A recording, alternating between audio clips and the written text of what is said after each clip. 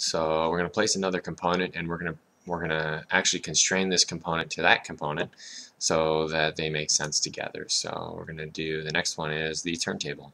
We're going to say open and click some random place, it doesn't matter. And you can place multiple ones if you want to, just click away.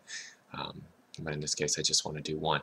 So the way that we're going to constrain this is there's actually a couple of different ways to constrain things, and I'm going to go real quick over the different types of constraints that exist in this program. By clicking up here on constrain, we can basically fix one part to another part in a particular way. So click on constrain. There's a very finite amount of constraints that we are going to do in this class. This is a mate constraint. You can see it up there, and basically what it does is it constrains one face to another face so that they're touching each other in a natural way. It turns out not to be all that useful. It seems like it would be, but you'll understand in a few minutes why it's not so useful. There's another one that does a better type of mate constraint that we'll be using more often.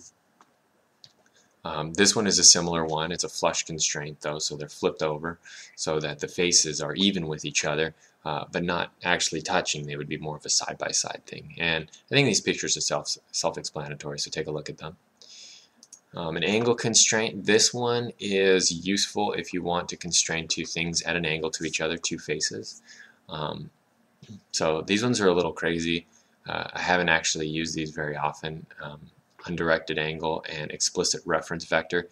This one is more common, where I can select two faces and specify the angle between them. This is useful if you have, say, like an arm, in the case that we're using right now, rotating with respect to another face. So that one's very useful. Tangent, of course, is pretty obvious. You have an inside tangent, outside tangent. You can do it circle to circle, or you can do it circle or a circular part to a flat part. And then this final one here is probably the most important one that we're going to be using quite a bit today in this tutorial. So this is the insert constraint. It makes both a mate constraint and it also makes a concentric constraint. So basically what it is if you have two circles that are sitting on one on top of the other, it'll make it so that cylinders in this case, it would make it so that the two cylinders share an axis, and it will also make it so that the faces touch each other.